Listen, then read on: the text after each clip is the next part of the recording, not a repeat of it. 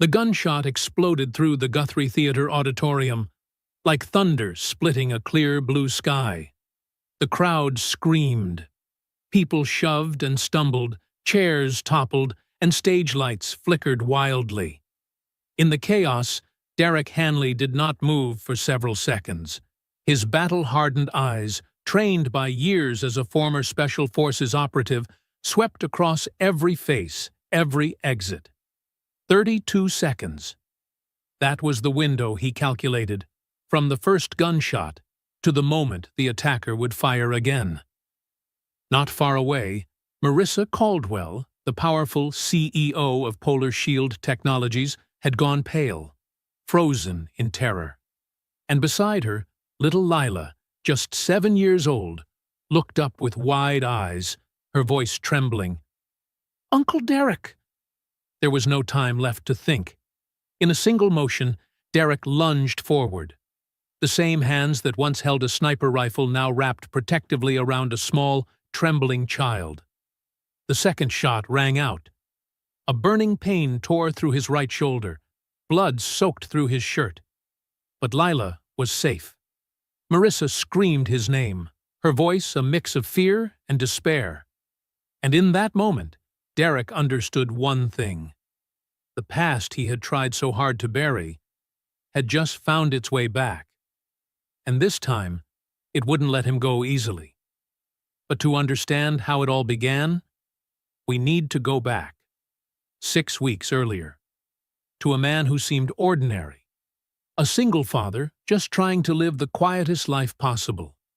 Derek Hanley, the man no one could have imagined would, in just a few weeks, change the fate of an entire family. Before the story truly begins, don't forget to hit subscribe, because sometimes the truth hiding behind the most ordinary lives is what surprises us the most. So then, what could possibly drive a single father into a storm of destiny like this? Derek Hanley woke up at 5 a.m., just like every other day. The small apartment on the outskirts of Minneapolis was still wrapped in darkness. He didn't turn on the lights. His eyes had long grown used to moving through the dark, ever since those long years in Afghanistan. On the refrigerator door, Noah's crayon drawings were scattered everywhere, pinned with dinosaur-shaped magnets. His 9-year-old son drew a lot, as if each drawing helped him carry a piece of the sadness left behind after his mother's death 3 years ago. Derek gently touched the newest picture. A tall man holding hands with a small boy, with crooked handwriting above that read, "Dad and me." He swallowed hard, fighting the lump rising in his throat. 6 o'clock. Derek woke Noah up. The boy rubbed his eyes, hair sticking up in every direction. "Dad, I've got a math test today." "I'm scared." "You'll do fine," Derek said softly but firmly. "You studied hard last night." "But what if I mess up?" Derek crouched down to meet his son's eyes. "Then I'll still be proud of you. Making mistakes doesn't mean you didn't try." Noah smiled faintly, though the worry in his eyes didn't fade. This 9-year-old had grown up far too quickly, losing his mom, moving to a new place, learning to adapt to a life that felt constantly shifting. And Derek knew. Every time he left the house, Noah feared that maybe his dad wouldn't come back, just like his mom never did. 7 a.m. Derek drove his son to school. At the gate, Noah hugged his backpack tightly. "Dad, please pick me up on time today. Don't be late like before." "I promise," Derek said, brushing the boy's hair gently. "I'll be waiting right where I always do." Noah nodded, then ran through the gate. As Derek watched him disappear into the crowd of children, something tightened in his chest. Noah didn't say it, but Derek knew. The boy feared one day he'd stand there waiting, and his father would never show up. 8 a.m. Derek clocked in at the Target warehouse in Brooklyn Center. He worked as a stock clerk. Simple tasks: stacking boxes, checking inventory, sealing shipments. $18 an hour. Not much, but enough to pay the rent and raise his boy. Hanley, move faster!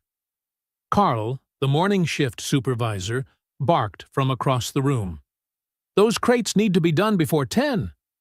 Derek just nodded. He was used to that tone, the kind that treated him like background noise.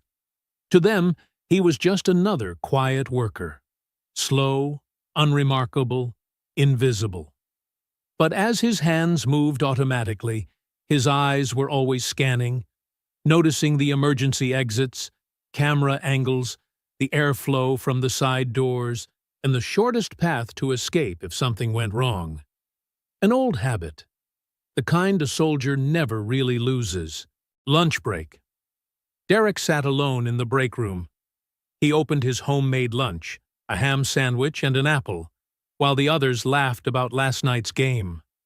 No one talked to Derek. He was too quiet, too reserved, too different. His phone buzzed, a message from his sister Lisa in Milwaukee. How's Noah? I'll come visit next week. Bringing cookies for my nephew Derek smiled faintly, typing back, He's good. Thanks, sis. Lisa was the only family member who still kept in touch. The only one who knew who he used to be, what he had done, and why he'd chosen this quiet life. She didn't ask questions. She just stayed. Whenever he needed her. 3 p.m. Derek picked up Noah right on time. The boy ran out of the classroom, face glowing. Dad! I did great on my test. The teacher said I was awesome. That's my boy. Derek laughed, raising his hand. They did their special high five, a father and son ritual. I told you I believed in you. On the way home, Noah chattered endlessly about his test, his seatmate, the new dinosaur he wanted to draw next. Derek just listened, memorizing every word, every smile. Because this was what he lived for. Not glory, not his decorated past, just the sound of his son's laughter. Nightfall. After Noah was asleep, Derek sat on the tiny balcony, staring at the Minneapolis skyline. He pulled out a cigarette but didn't light it, just held it between his fingers, breathing in the dry tobacco scent, the same way he used to on rooftops in Kabul. On his wrist, Sarah's old watch still ticked quietly. She'd been gone for 3 years, but Derek had never taken it off. That watch was a reminder that once he'd had a complete family, and also a reason why he never wanted to return to the world he came from. He sat there in silence, the faint hum of distant traffic drifting through the cold night air. A deep sigh escaped him, heavy, like the weight of a buried past. He had chosen this life of anonymity, where no one knew his name. No one asked questions. In return, Noah got to grow up safe, away from the darkness that haunted his father, a man who had once killed to protect his country. Derek Hanley had died on the battlefield. The man who lived now was only his shadow, trying to live as an ordinary man. But fate, as always, never truly lets go of those trying to forget. That Saturday, Derek took Noah to the Mall of America. The boy had been begging for a month.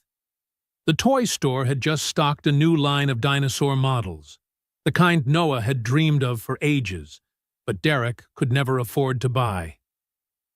Dad, this time I'll just look, Noah said, trying to sound mature.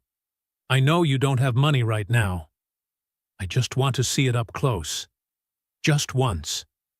Derek looked at his son, and his heart sank. This 9-year-old was learning to be understanding, learning to live with scarcity. And that broke Derek more than poverty ever could. He placed a hand on the boy's shoulder and said softly, It's okay. I've saved up a little. Today's a special day.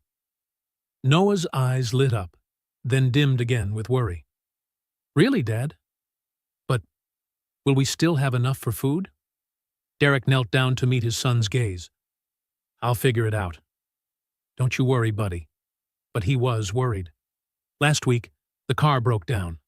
Repairs cost over $300, and the next month's rent was already looking impossible. He had gone over the math a dozen times. It didn't add up.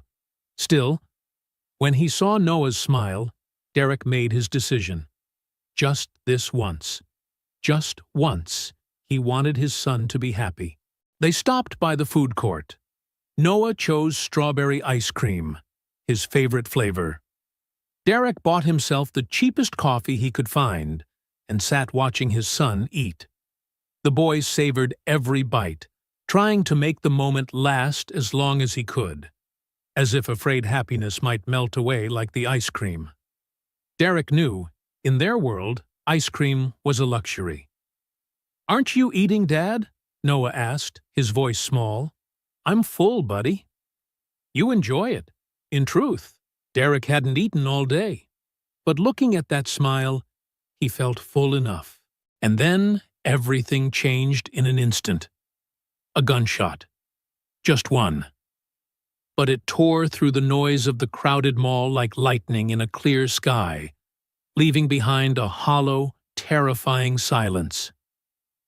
The soldier in Derek awoke instantly. He threw Noah to the floor and shielded him with his own body.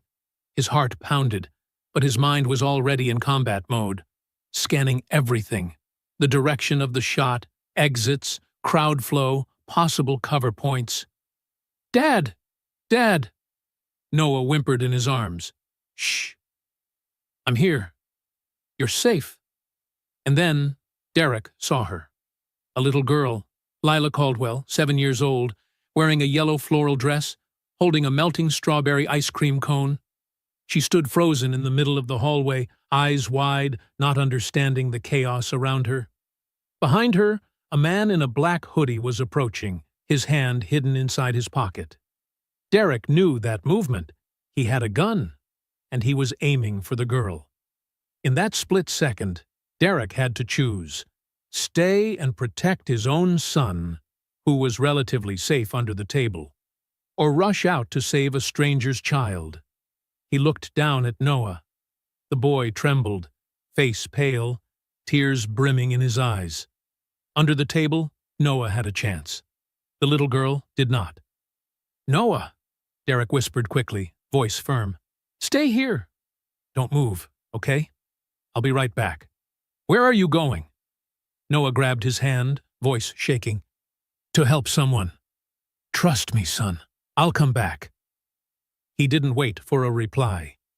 Derek ran. What happened next took only seconds. But to Derek, time slowed to a crawl. He didn't run like an ordinary man. He moved like someone who had survived a dozen battlefields. The distance closed fast. The man in the hoodie turned, startled. His hand came out, gripping a handgun. Derek didn't hesitate. He charged, shoulder first, slamming into him and shoving the little girl out of the line of fire. Lila fell to the floor, the pink ice cream splattering across the white tiles like a streak of blood. The second gunshot erupted. A burning pain tore through Derek's right shoulder. He didn't cry out. He just grabbed the girl, rolling behind a column, shielding her with his own body. Blood seeped through his shirt. His breathing came in ragged bursts. "You're okay, sweetheart," he gasped. "You're safe now. I've got you." The gunman panicked and fled. Alarms blared. Guards shouted. The crowd screamed and scattered. But Derek didn't care. All he saw were the tears in the little girl's eyes and the certainty that she was alive. Then a woman came running. Marissa Caldwell. Her hair fell loose, her face ghost white, eyes shattered with fear. She dropped to her knees, pulling her daughter into her arms. "Lila! Oh my God, Lila!" She checked every inch of the girl, hands, face, knees, then looked up. Her eyes met Derek's. The man sat slumped against the column, blood soaking his shoulder, yet his gaze remained calm, almost gentle. Her throat tightened. She looked at the wound, the blood, the man who had thrown himself in front of her child. You saved my daughter." Derek nodded weakly, managing a faint smile through shallow breaths. "She's safe. That's all that matters." But in his mind, only one name echoed: Noah. Where was his son? Derek turned his head, searching desperately. And then he saw him. Noah stood a few meters away, eyes wide, lips trembling. He had seen the blood. He had seen his father fall. "Dad!" Derek reached out a hand. Noah ran to him and threw his arms around his father, sobbing. "You're hurt. Dad, you're hurt." "It's okay, buddy," Derek murmured, wrapping his left arm around the boy. "I'm fine. Just a scratch. I promise." But both of them knew it wasn't just a scratch. And from that moment on, their lives would never be the same again. An ambulance pulled up in front of Mall of America, red and blue lights flashing against the glass walls of the massive shopping center. Derek sat on the stretcher, his right shoulder carefully bandaged. The bullet had only grazed the muscle, missing the bone entirely. A miracle. "You should come to the hospital," the paramedic said firmly but kindly. "That wound needs proper stitching." Derek shook his head. "I don't have insurance." "This is fine." The medic frowned, wanting to argue, but didn't. He had seen too many men like Derek, men who worked hard all their lives, yet could never afford basic health care. A few meters away, Noah sat beside Lisa, Derek's sister, who had driven all the way from Milwaukee the moment she heard the news. The boy clutched a plush dinosaur, a small gift from one of the rescuers to comfort him. But his eyes never left his father. Every time Derek flinched, Noah stopped breathing. Lisa placed a hand on his shoulder, her voice soft. "Your dad's okay, sweetheart. He's strong, but Mom was okay too," Noah whispered, trembling. "And she never came back." Lisa froze. There were no words, only her arms tightening around the boy as he cried into her shoulder.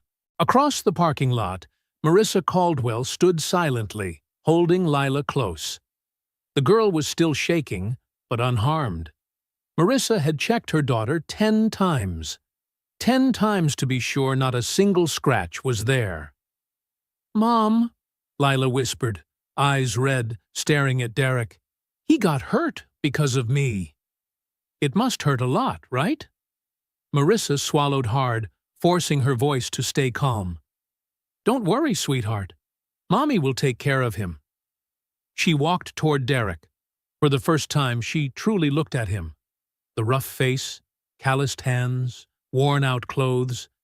Nothing like the image of a hero she'd ever imagined.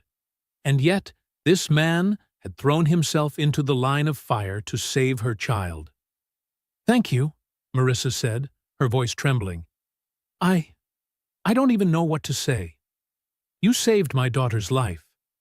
Derek nodded slightly, his voice calm despite the pain. "She's safe. That's what matters." Marissa glanced toward Noah, the boy sitting quietly, eyes fixed on his father in terror. "You have a family, don't you?" she asked softly. "Your son?" "Yes. Noah. He's 9. She paused. In that boy's eyes, she saw a fear she recognized too well. The fear of losing the one person who meant everything. "I want to repay you," Marissa said sincerely. "Medical bills or anything you need." "That's not necessary," Derek interrupted gently but firmly. "I didn't do it for money." Marissa stopped short. In her world, a world where everything had a price, that answer left her speechless. No hesitation, no calculation, just quiet conviction. Before she could respond, the police arrived. They needed to take statements. 2 days later, everything changed. The video went viral. Security footage showed everything. Derek running, tackling the gunman, shielding the little girl while bleeding from his wound. It shook the entire country. News outlets called him the silent hero. Reporters camped outside his apartment. CNN interviewed Marissa, who said only one thing. He didn't hesitate. Not for a single second Derek saw his own face on the TV while cooking breakfast for Noah. He turned it off immediately, but it was too late. His phone wouldn't stop ringing. Reporters, sponsors, strangers wanting to send money. He didn't answer any of them. He just wanted things to go back to normal. But on Tuesday morning, the phone rang again. Carl, his supervisor at the warehouse, was on the line. "Derek, the company wants to see you." Carl's voice was cold, impersonal. Derek knew something was wrong. The Target corporate office was bright, sterile, and freezing. Two men in suits sat across from him, faces expressionless. "Mr. Hanley," the older one began dryly, "we appreciate your bravery. But the incident has drawn media attention, not the kind we wanted." "I don't understand," Derek said, frowning. "You've become a public figure. Reporters are swarming the warehouse. It's disrupting operations." "I didn't ask them to come." "We understand," the second man replied, sliding an envelope across the table. "But under the circumstances, we think it's best if you step away. This is 2 weeks' severance pay." Derek stared at the envelope, then looked up. They were firing him for saving a child. "You're saying I'm a PR risk?" Derek asked, his voice low. No one answered. They didn't need to. He stood, picked up the envelope. "I see." That evening, Derek sat beside Noah as the boy worked on his homework. Noah bit his pencil, struggling with a math problem. "Dad," he said suddenly, "Tommy at school said you're famous." "He saw you on TV," Derek sighed. "I don't want to be famous, kiddo." "Why not? You did something good. You saved someone." "Sometimes doing good causes trouble too." Noah set down his pencil and looked up seriously. "Do you regret it? Saving Lila?" Derek was silent for a long time. Then he placed his hand gently on his son's head. "No, not for a single second. If I had to do it again, I would—" Noah smiled faintly and went back to his homework. But Derek's thoughts were elsewhere. The rent due in 2 weeks. No job, no savings, no plan. Then his phone buzzed again. An unknown number. He almost ignored it, but hesitated. Maybe it was a job offer. "Mr. Hanley?" A calm, professional female voice. "This is Jennifer Reeves, assistant to Mrs. Marissa Caldwell. Mrs. Caldwell would like to meet with you tomorrow, 2 p.m., at the headquarters of Polar Shield Technologies." Derek froze, heartbeat slowing for a moment. "Mr. Hanley? Are you still there?" Jennifer asked. I'm not sure that's a good idea."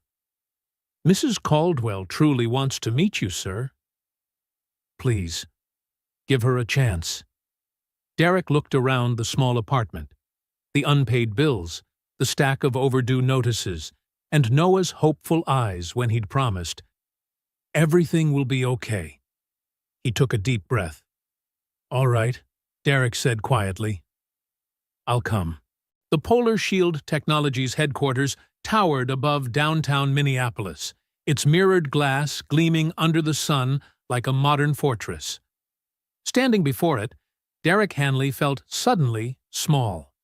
He wore his only dress shirt, old but clean, carefully ironed. Before leaving, Lisa had come over to watch Noah. She had squeezed Derek's hand and said softly, "Just be yourself. They already know what kind of man you are." But the moment he stepped into the grand lobby, Derek knew. This wasn't his world. Marble floors gleamed like water. Crystal chandeliers glittered above. The blonde receptionist in a black suit eyed him from head to toe, her polite smile barely hiding the unspoken question. Who is this man? Why is he here? I have an appointment with Mrs. Caldwell, Derek said, steadying his voice, though his heart raced. She glanced at her screen, then gave a curt nod. Mr. Hanley, correct? Elevator number 3, 25th floor. The elevator shot upward, too smooth, too fast. Through the glass wall, the lobby shrank beneath him until it looked like a miniature model. He thought of the old freight elevator at the warehouse, groaning, slow, heavy. Two different worlds entirely. The doors slid open on the 25th floor. A woman in her mid-30s with short brown hair and a tailored gray suit was waiting. Her smile was far warmer than the receptionist's. Mr. Hanley? I'm Jennifer Reeves. Thank you for coming. Nice to meet you. Her handshake was soft, a stark contrast to his rough, calloused palms. Jennifer led him down a long hallway. On both sides, glass-walled offices hummed with people typing, calling, talking, too busy even to glance up. The air smelled of ambition and caffeine. A world spinning too fast for anyone like him. Mrs. Caldwell's expecting you, Jennifer said, as they stopped before a tall double door. Don't worry. She really does want to meet you. But Derek was worried.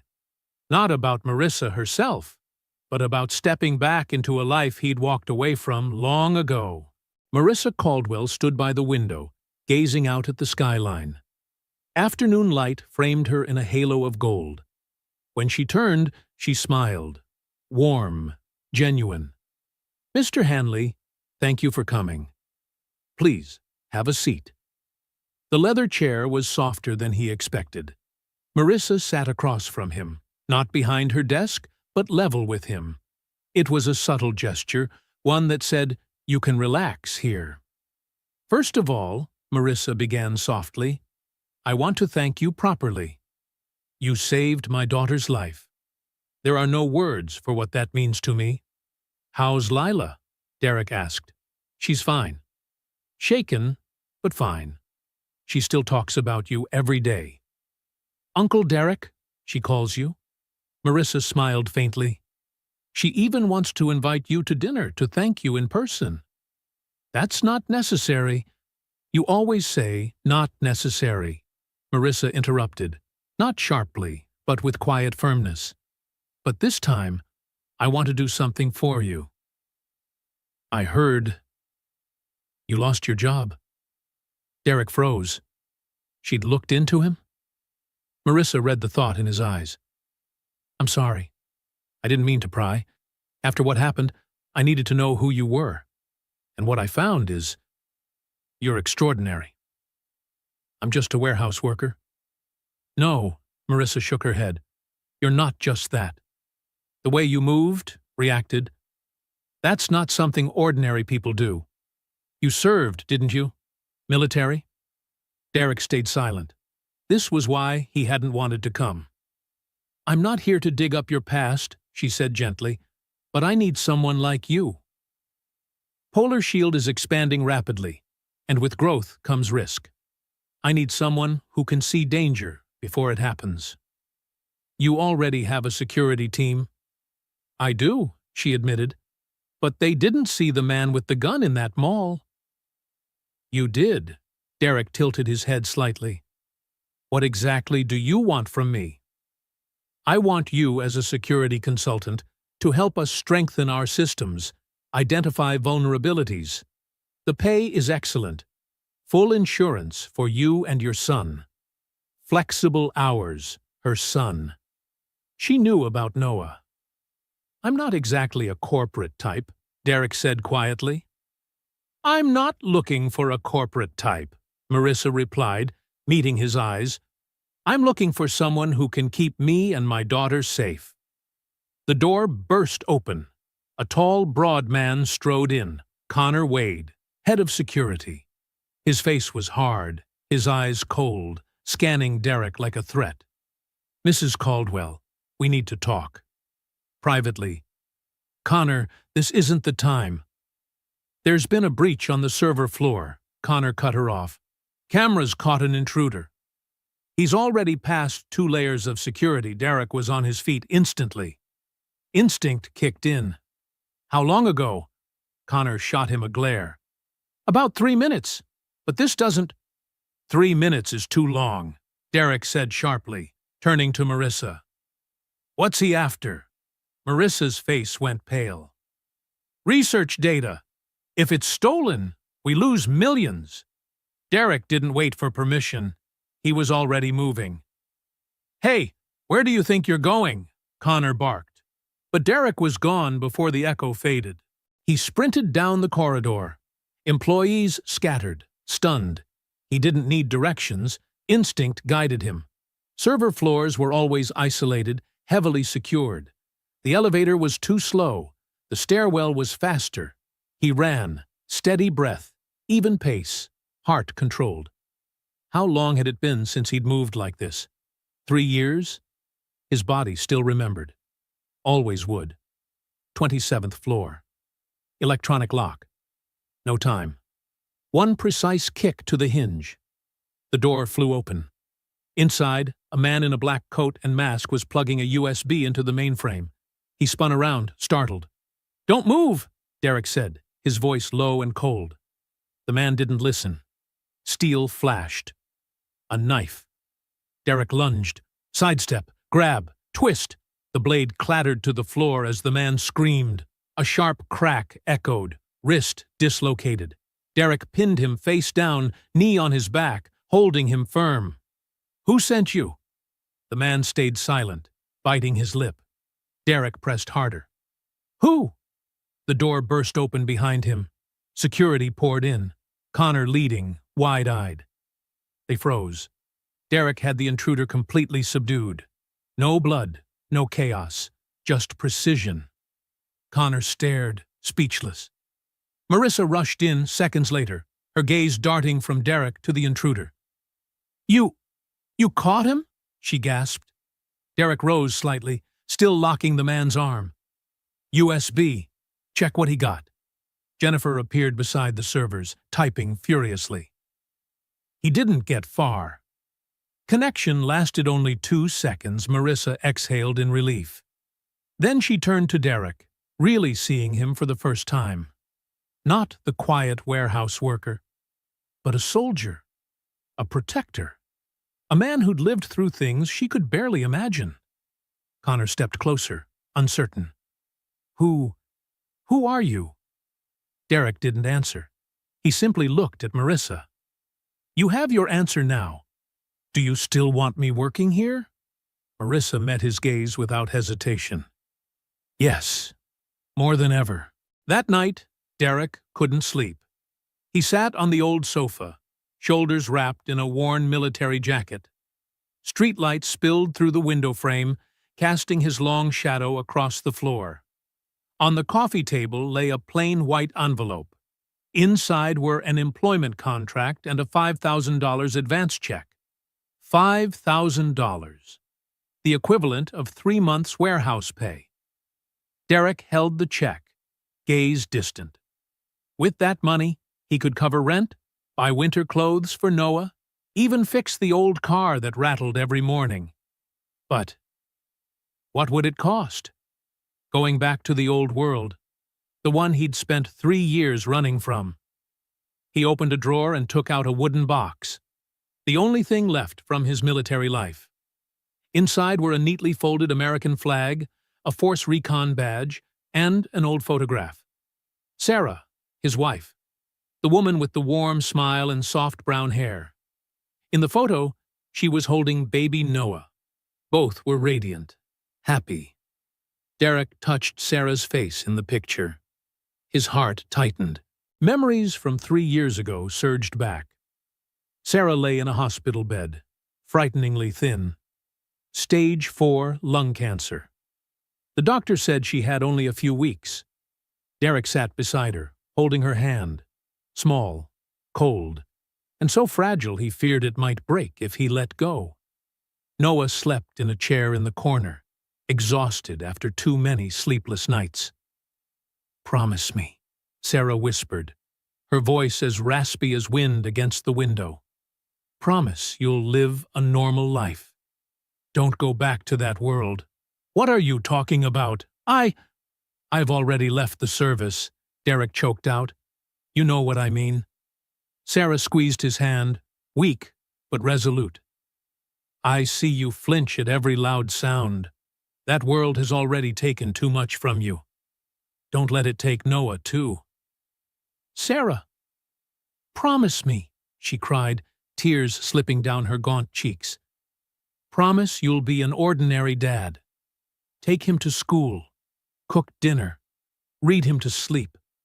Don't let him grow up in the shadows, the way you did." Derek gripped her hand, tears spilling over. "I promise. I promise you." Sarah smiled, her eyes lighter. 3 days later, she was gone, and Derek kept his promise. He walked away from reputation, career, skills, just to become an ordinary father. Derek set the photo down and wiped his tears. He had promised, but now that promise collided with reality. No money, no job, no way to provide for his son. "Dad?" Derek startled. Noah stood in the doorway, clutching his stuffed dinosaur, eyes red. "Buddy, why aren't you asleep?" "I dreamed about Mom." Derek opened his arms and drew him close. "What did she say?" "She said, I have to be strong. Because you need me, Dad." Noah looked up, voice shaking. "Are you going to leave me to do a dangerous job?" Derek froze. "Who told you that?" "I heard you talking to Aunt Lisa. She said your new job might be dangerous.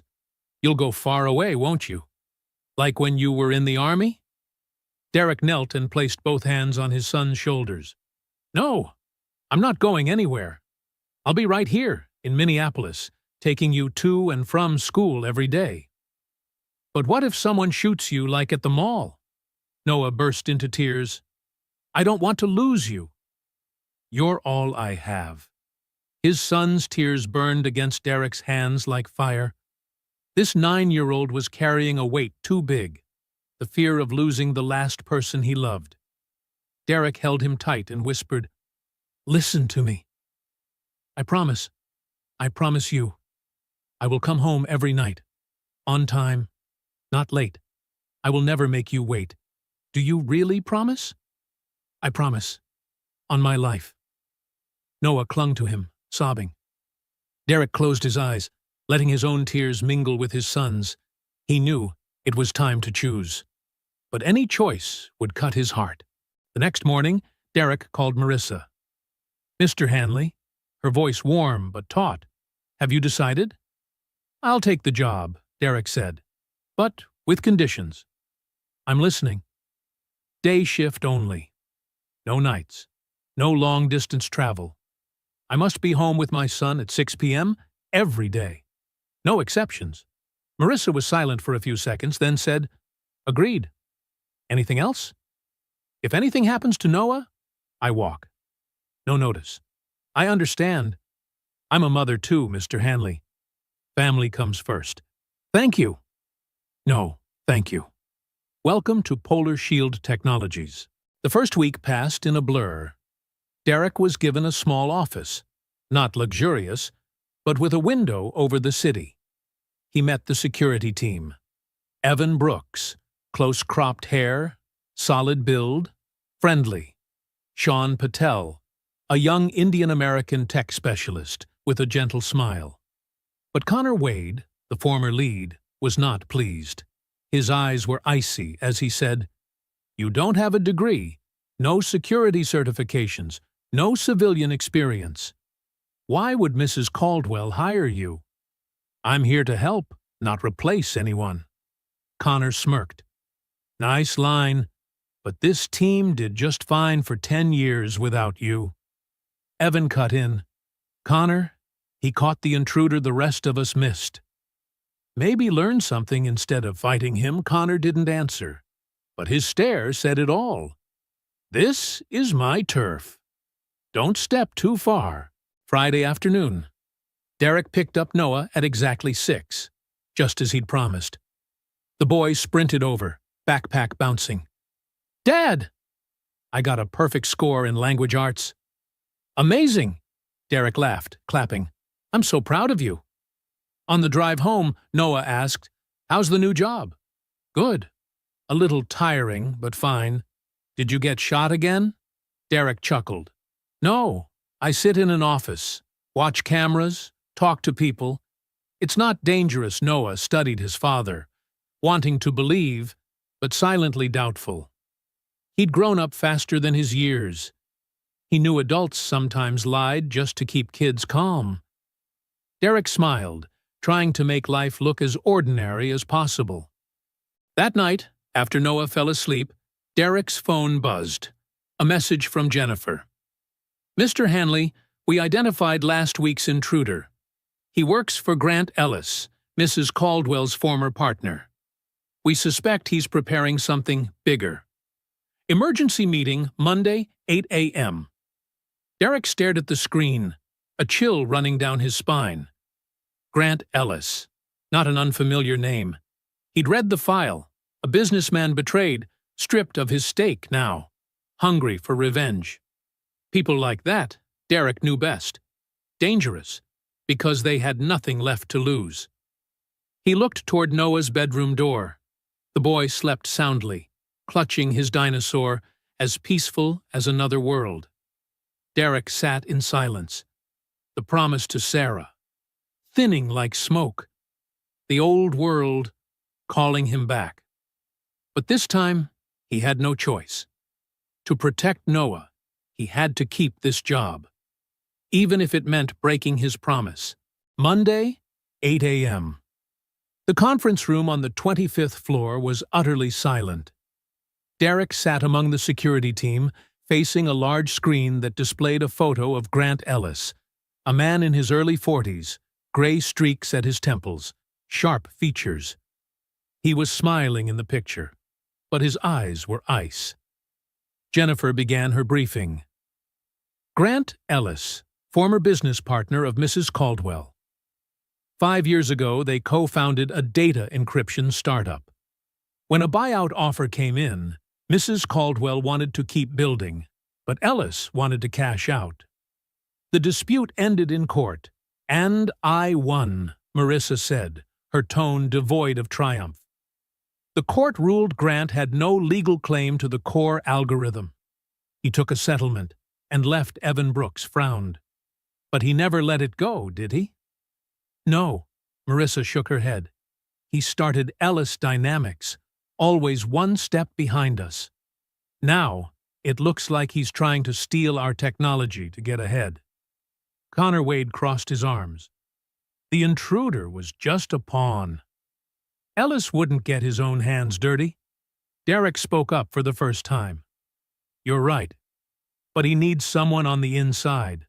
Someone within Polar Shield. With access. The room fell still. Connor smirked. You suggesting that person is sitting in this room? I'm talking about possibilities, Derek said evenly. The intruder knew exactly which floor the server was on, which shift was active, and how to disable the alarm. That's not random.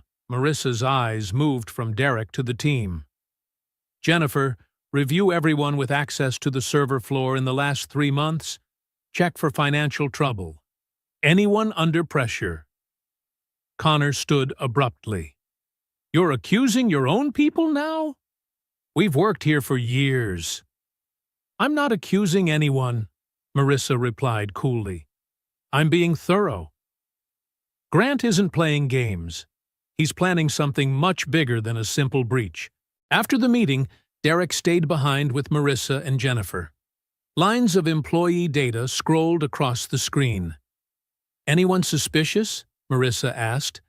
Jennifer hesitated. Most are clean. But Connor Wade stands out. He's in debt. His wife just filed for divorce, demanding half of everything. He's desperate for cash. Derek stared at Connor's name glowing on the monitor. It fit. The hostility, the defiance, the resentment.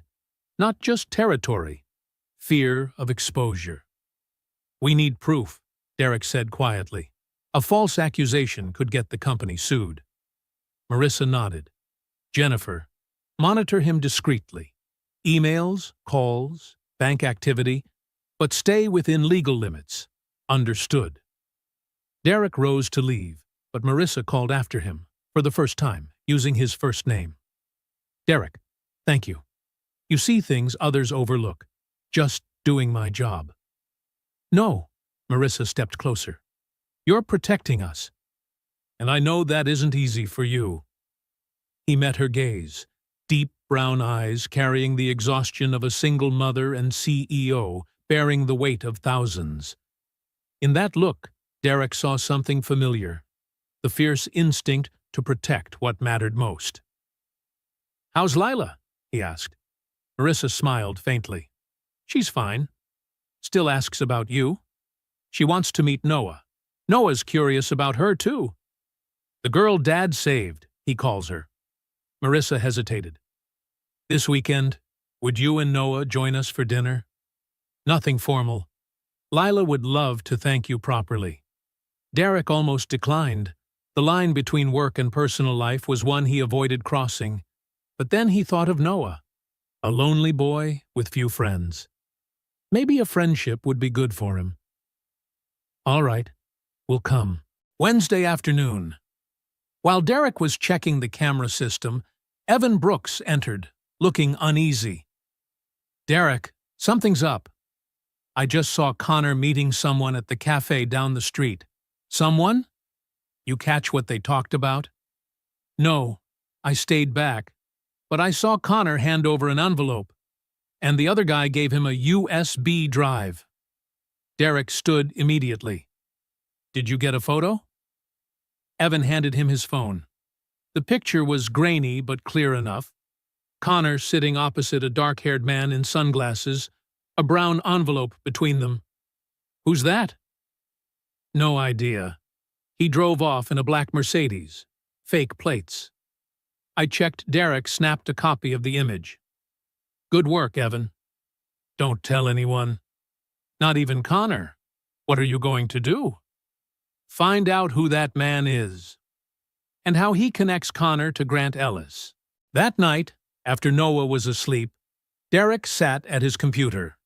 He opened the facial recognition software Jennifer had set up for him the week before. He uploaded the photo and waited. 3 minutes later, the result appeared. Marcus Vance, former CIA operative, currently employed by Ellis Dynamics. Derek exhaled slowly. The final piece had fallen into place. Grant had Marcus, the professional, running the operation, while Connor provided insider access. But what was the plan? Just data theft? Or something far worse? He glanced at the calendar on the wall. 2 weeks until the Polar Shield Summit at Guthrie Theater, the company's biggest event of the year. Hundreds of guests, live press coverage, a perfect opportunity.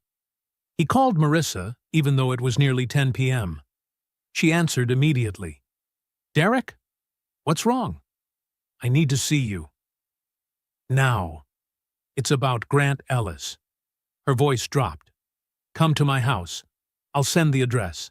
Marissa lived in Edina, the wealthy enclave of Minneapolis. A 2-story villa with a gated yard and spotless security system. As Derek parked, he felt the unease. Her world was a universe away from his. Marissa opened the door. No business suit tonight, just a simple sweater, hair down. For the first time, she looked ordinary, human. "Come in," she said. "Lila's asleep." In the living room, Derek laid everything out. Connor, Marcus Vance, and the likely attack scenario during the summit. Marissa listened, color draining from her face. "They want to destroy the event," she whispered. "Ruin me publicly." "Or worse," Derek replied. "They might try to abduct you, or Lila. For ransom, or leverage to make you surrender your tech." Marissa trembled. "Should I cancel the summit?" "No. That only delays them. We face them, but on our terms. She looked at him then, not as an employee, but as a protector. The quiet warehouse worker was gone. Standing before her was the soldier he used to be. What do you need from me? Your trust. All of it, Marissa nodded without hesitation. You have it, Derek.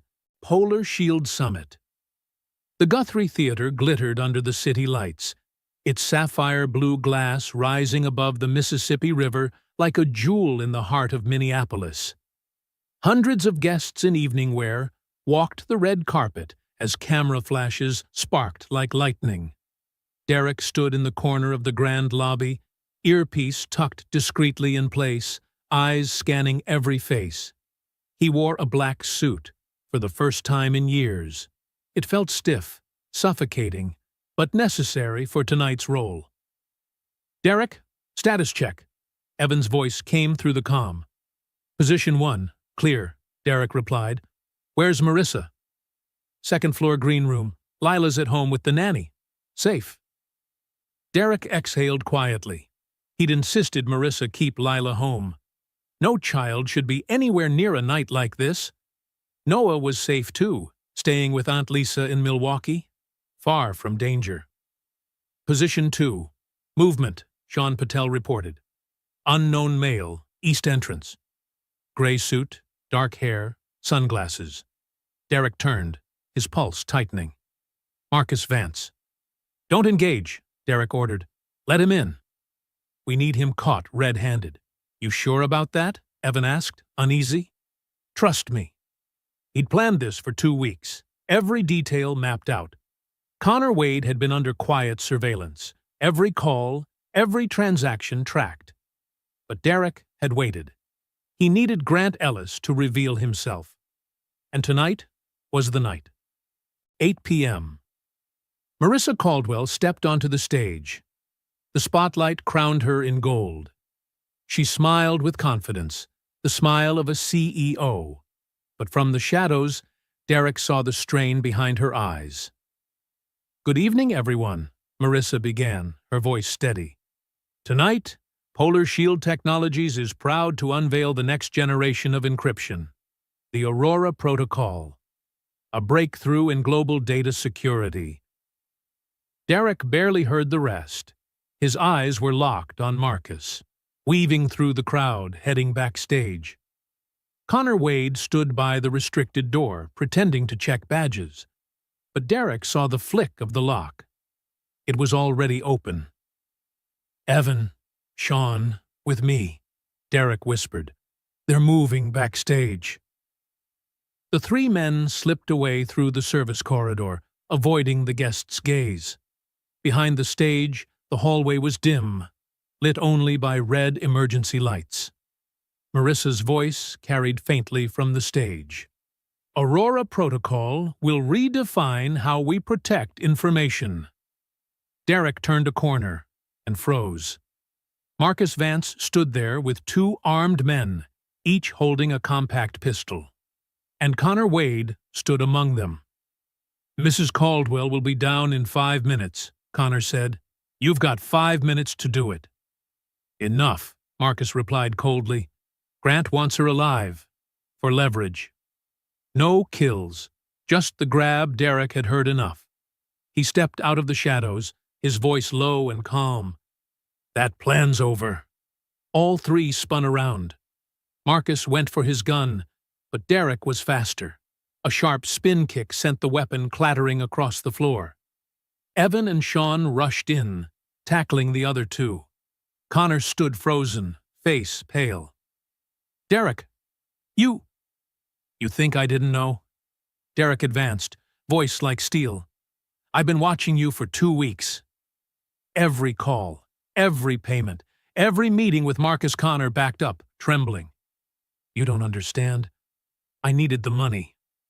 My wife, my kids. And you sold out the person who trusted you? Derek shook his head slowly. There are things money can't buy, Connor. Honors, one of them, police burst in.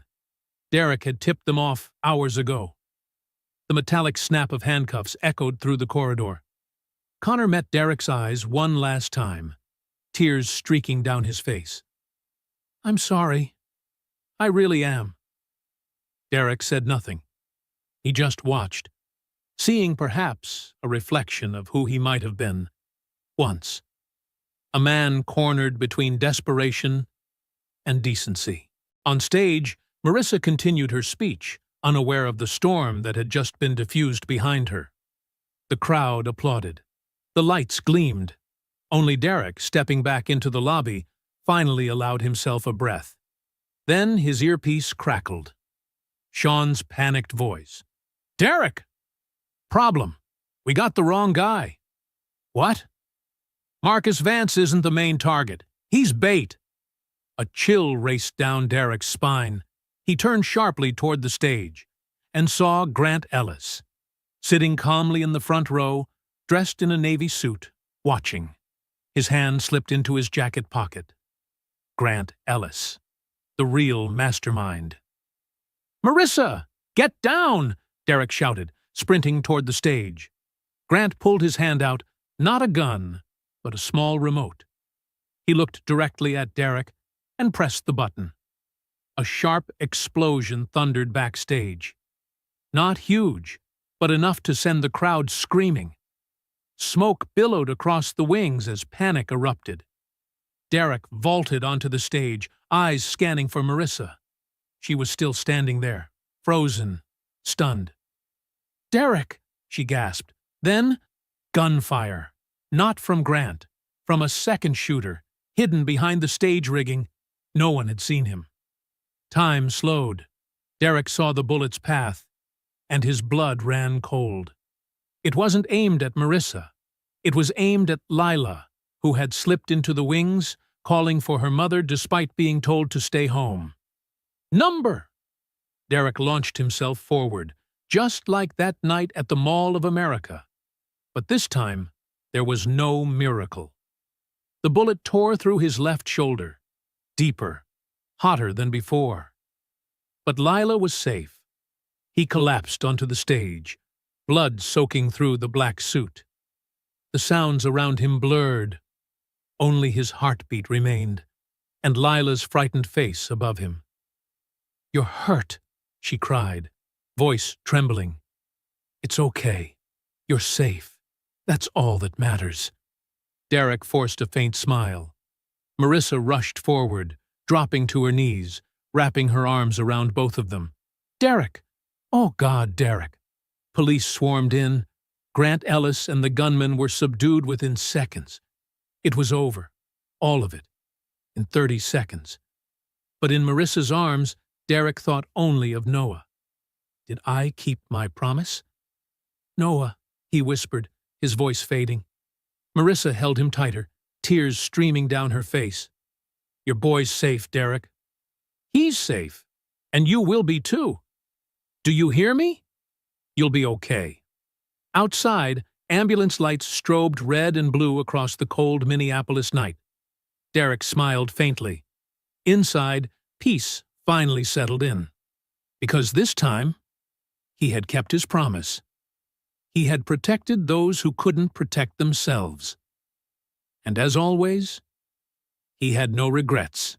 Morning sunlight slipped through the hospital window, gentle and warm. Derek slowly opened his eyes. Pain. His entire left shoulder felt licked by fire. But he was alive. And that was enough. "Dad!" Noah's voice. The 9-year-old was perched at the edge of the bed, eyes red from crying. He gripped his father's hand as if letting go would make Derek disappear. "Hey, buddy!" Derek tried to smile, though the pain gnawed at him. "I'm right here. You promised you'd be home on time. You promised you'd never leave me. But you almost—" Noah choked on the words as fresh tears spilled. Derek squeezed his son's hand, his heart splitting at the fear in the boy's eyes. He had broken his promise and left Noah living in the shadow again. "I'm sorry," Derek whispered, tears welling. "I didn't keep my word." Noah wrapped his arms around him, pressing his face against the uninjured shoulder. The boy trembled.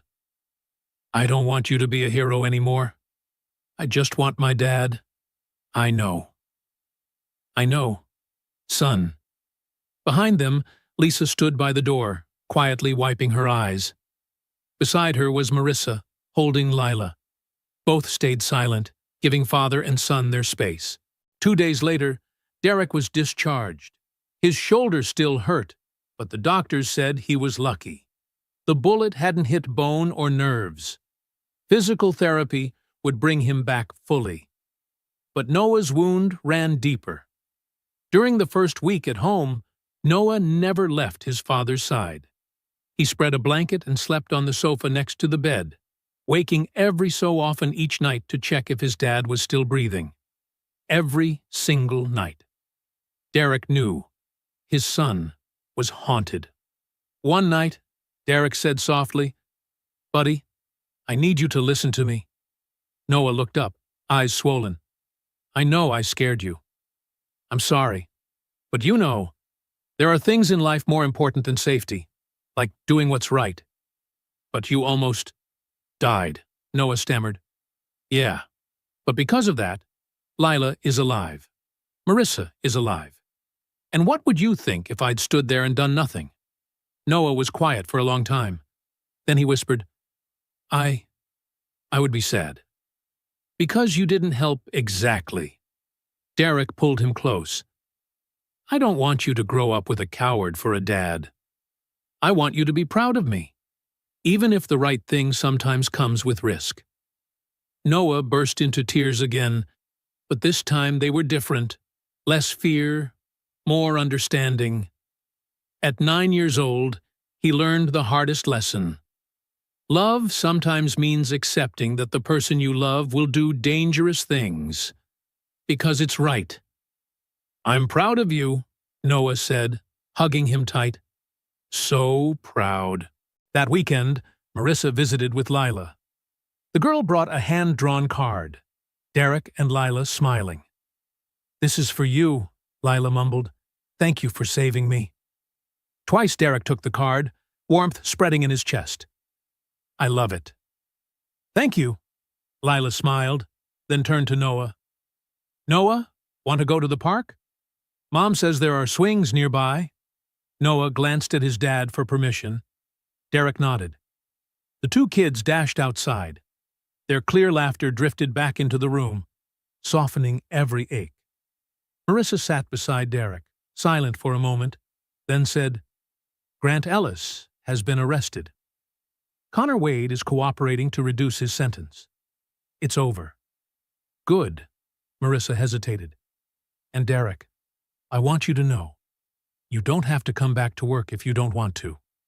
I understand. Noah needs you, and you need time." Derek looked at her. "Are you firing me?" "No," Marissa blurted. "Not at all. I just don't want to force you into something that will hurt your son." Derek looked out the window. Noah and Lila were soaring on the swings, laughter ringing bright. Two children from different worlds, now best friends. "I'll come back," Derek said, "but not as a security consultant." Marissa blinked. "Then, as what?" "Chief Security Officer. The whole system. I want to rebuild it from the ground up, not just to protect you, but everyone in the company. And I need full authority." Marissa's smile, then, was the most genuine he had ever seen. "Agreed." No conditions. 3 months later. Derek stood in his new office on the 26th floor, the window overlooking the quiet flow of the Mississippi. On his desk sat a photo of Noah beaming. Beside it, the wooden box, no longer locked. He had opened it, accepted the past instead of running from it, learned to live with it. The door opened. Marissa stepped in. "Ready for the meeting?" "The board is waiting." "Ready." They walked side by side down the hallway. Now, employees no longer stared at Derek with suspicion. They nodded, smiled with respect.